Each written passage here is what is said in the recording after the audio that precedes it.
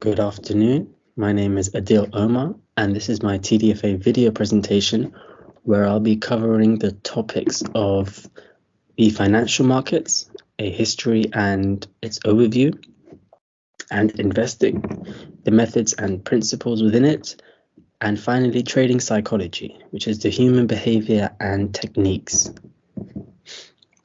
Firstly, I'll be talking about the financial market, the history of the financial market and its types within it. And then I'll be focusing on the current financial market. So, financial market history. The history of the financial market actually traces back to BC from the civilizations of Greece, Rome, Mesopotamia, and China. However, the current modern financial market, which will be mentioned today, which will be spoken about today, will be based from the late 17th and early 18th century, which is the current financial system the world is in. The past 400 years are actually distinctly divided into 4 generations when economic and political factors influence the areas and organizations of the stock market. One of the first stock markets was actually established in Amsterdam in 1720 with the colonial profiteering Dutch company Dutch East India's stock trades. And with this picture attached about the financial markets, one can see that the financial market is made up of 3 pillars, and that is the investors part, and that is the lenders. It can be companies, people, persons, organizations who lend money, say, to financial markets such as banks or other financial institutions, and mainly to borrowers, and that can be governments, companies, startup companies, or individuals. So this is what actually this is what makes up the financial market. That was the history of the financial market. And for this part, I'll be talking about the functions of the financial markets, which is the types of financial markets. The first is the bond market, which is also known as the debt market. And bonds are debt instruments issued by companies, governments, or other entities to raise money.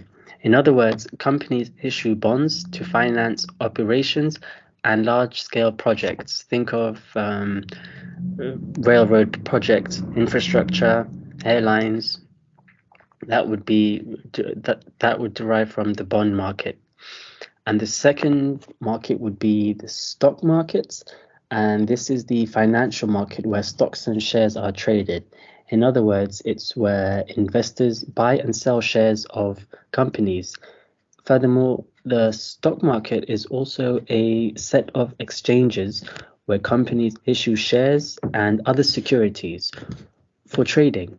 This also refers to over-the-counter marketplaces where investors trade directly with each other instead of through an exchange.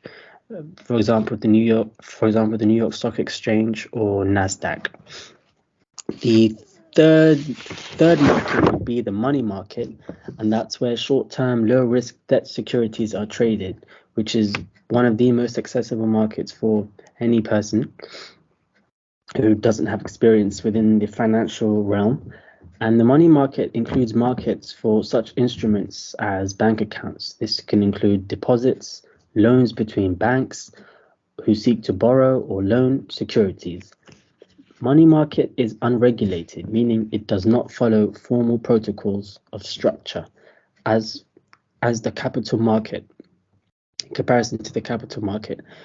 An example of this would be recently the UK government had handed £352 million to UK banks to cover the losses, the loan losses caused by COVID-19.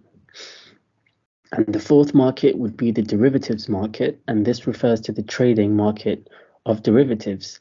Now, derivatives are contracts whose value rests in underlying assets, stocks, bonds, currencies, or commodities. The derivative market is a security with a price that is dependent upon or derived from one or more underlying assets. A derivative itself is a contract between two between two or more parties based upon assets. A recent example of this would be SoftBank, which raised $22 billion by selling Alibaba derivatives, which were contracts dating back as far as 2016. That was the functions of the financial market, and the current state of the financial market has been somewhat lukewarm and has underperformed. And that is because of the global outbreak of COVID-19, which happened in 2020. However, the markets are still recovering, and this external factor was exacerbated by the fact of the Russian invasion of Ukraine, which further tanked world economies and has sparked inflation worldwide, where one can see from the S&P 500, which is the stock market's top 500 profitable companies, is down more than 9% since the cycle's first rate, which was in March 2022, from the last financial year. So from the months, if you can see, from December to March, beginning of this year, the figures have dropped for the fourth time, and it was also documented that the US stock market crashed 4 times since March 2020, and the figures haven't seemed to recover, and the figures haven't recovered as successfully as traders thought. So that's the current state of the financial market. The next observation would be of the current financial performance of entertainment company World Wrestling Entertainment, also known as WWE, and a screenshot from its ticker from its performance on the New York Stock Exchange shows that WWE underperformed to the start of 2023 by closing at 85.79%, which was down by 1.35%, and WWE's market cap sits on $6.30 billion, and a company as large as WWE will typically enjoy a high market cap, which signifies its size as an established company, whereupon a company with a low market cap typically entails a smaller and less established company. The higher the amount a market cap is set at, the more profitable a company can be deemed. So with WWE, a share is $84.63, and with WWE having 43.3 million shares, it's easy to see why it's been profitable in the past years and decades. So that was the technical analysis of WWE's performance in the past financial year, and I'll be moving on next to investing and the methods and principles entailing it. So there are various forms within investing. There are various investing methods within trading, and it depends on personal preference for a trader. However, of the memorable ones are value investing, and this involves scouting undervalued stocks with a perceived strong potential for growth.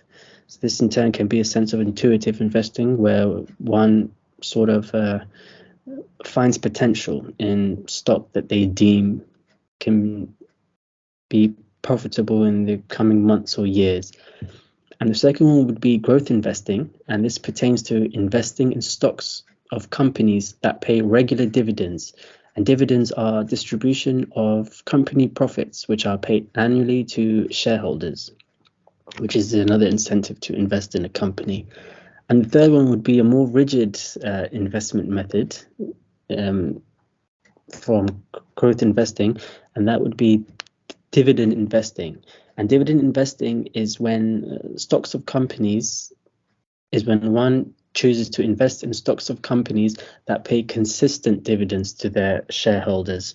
Now, with consistent dividends, one would receive a flat base of dividends, in comparison to growth investing, which would reflect a company's performance. The higher the profit, the higher the dividends, and vice versa.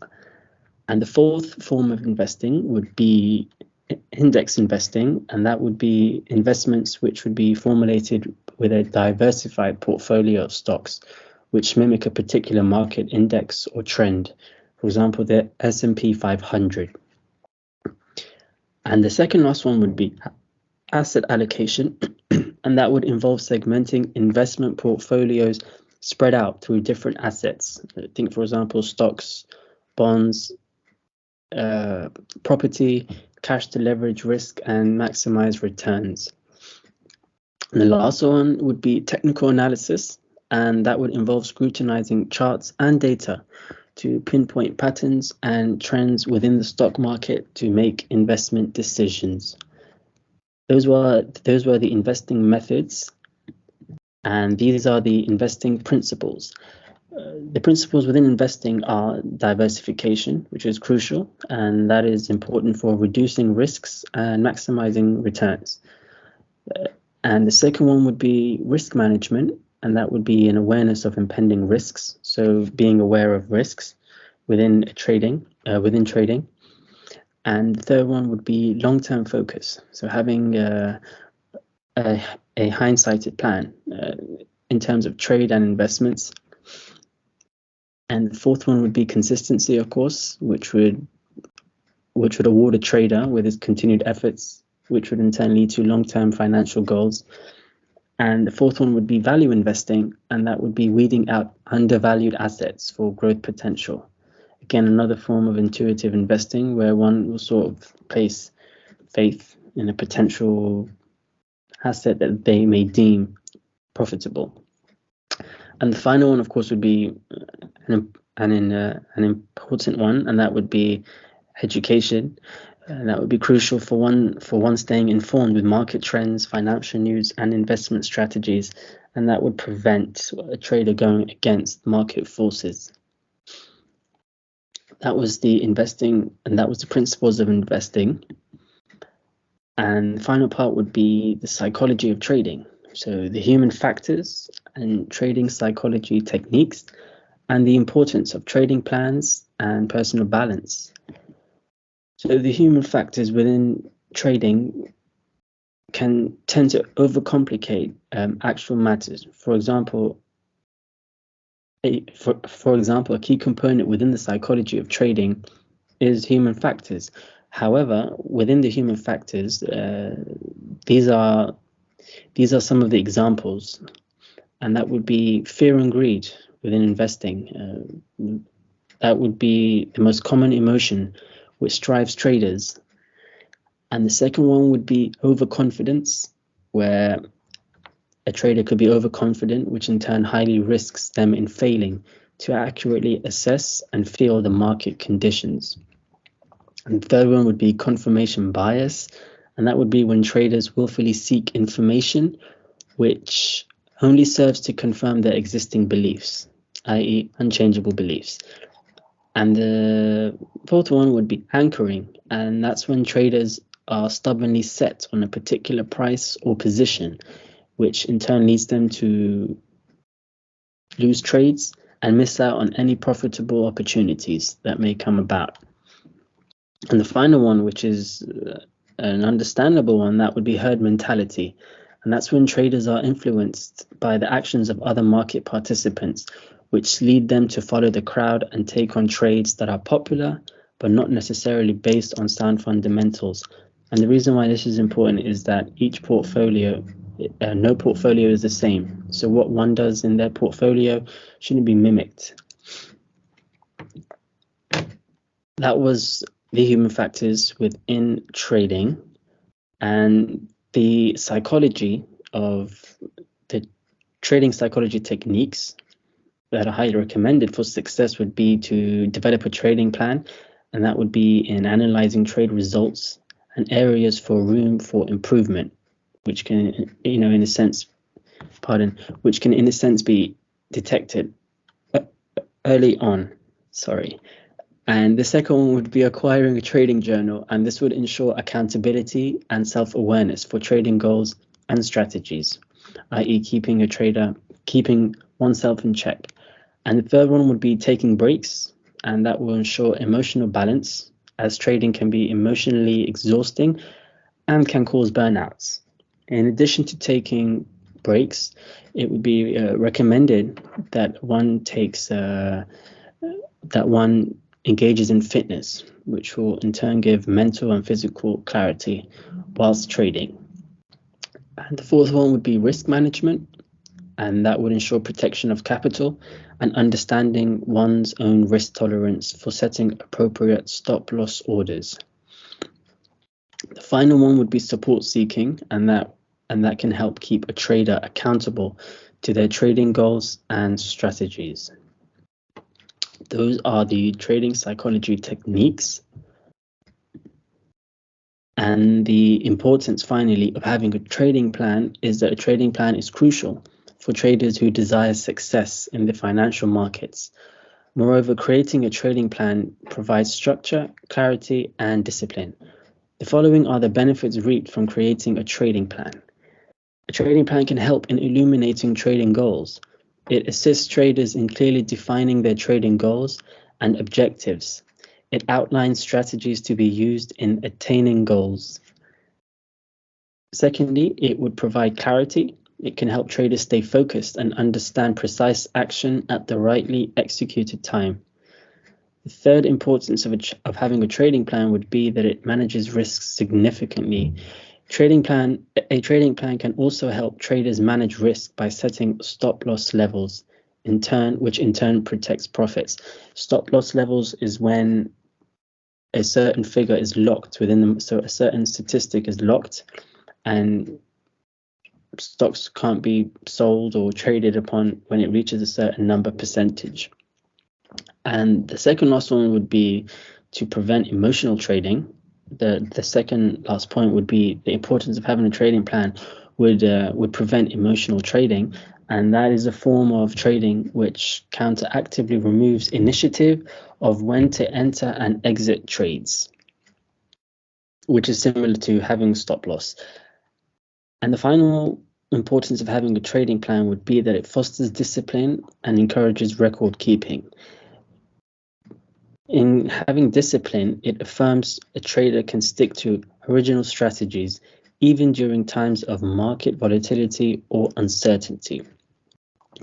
The reason why I picked the themes of the topics of the financial market, its history and overview, was that it's important to know how far back the financial market has existed. And the second part of investing and the methods and principles was to shed insight on the various forms of investing. So, i.e., it's a personal choice. It's not one glove fits all kind of method. It's what calls a trader. And the last one would be, and the reason why I picked the last topic, which was the psychology of trading, was that a huge factor within trading is human behavior and techniques. Why certain traders are more successful in comparison to others. Why certain traders might give up or have fear of missing out and just follow the herd mentality. So those were the reasons why I picked these three topics, as they are the basic fundamentals, an introduction into the financial and trading world. And as Warren Buffett is posted on, thank you very much for your time, and goodbye.